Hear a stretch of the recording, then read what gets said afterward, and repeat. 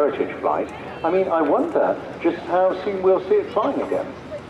Well, I think it's great news that you have the living memorial, the heritage flights of both the Battle Memorial flight and also the Royal Naval Historic flight.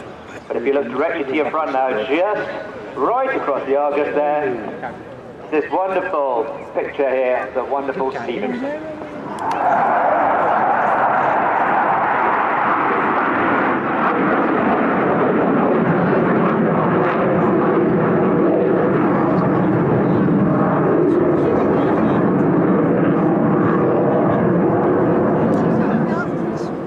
Wonderful chance there to see the design of that wing section and that twin tail boom of the de Havilland, originally DH-110. Conceived as a twin-engine all-weather fighter, and its development started in 1946, all those years ago.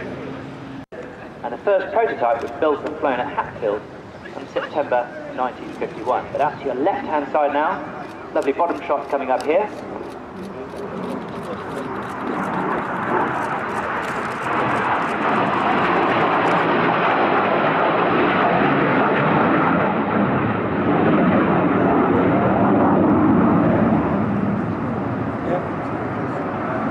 Gentlemen, boys and girls, well, I said bottom shot, I probably meant underside. As you can see, it's in its Royal Naval Air Service colourings and markings.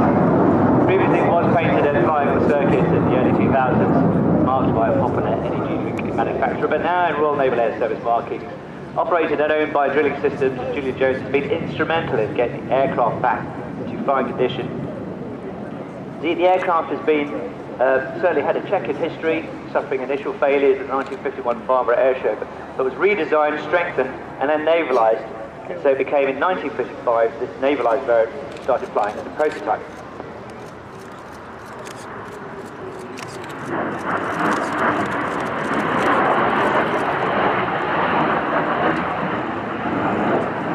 This particular variant is FAW2.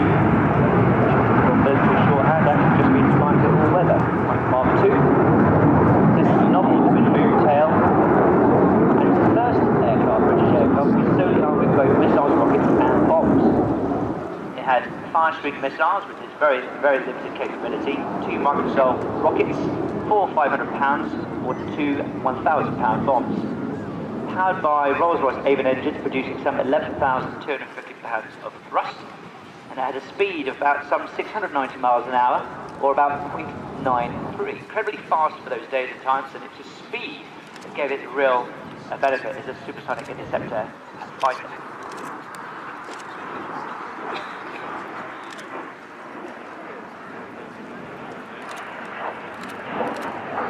Underneath a perspex panel known as the coal hole. Not a very popular position for the poor old Royal Naval observers.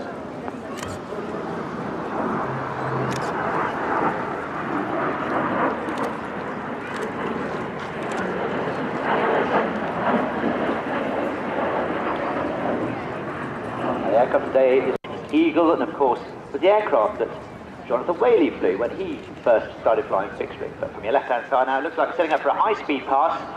Good top shot here this time. That wonderful twin boom and those naval colourings.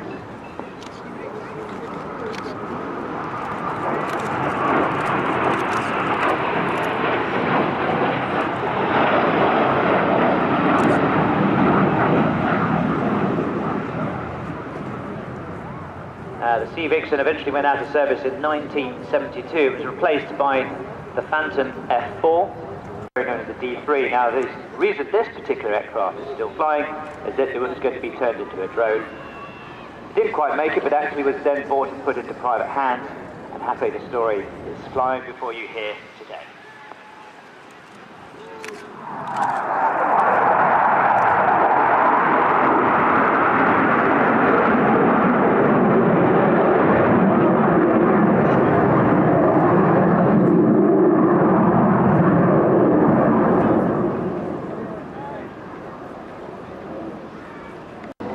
And I think the boats are going to get a very good view of this next final last pass.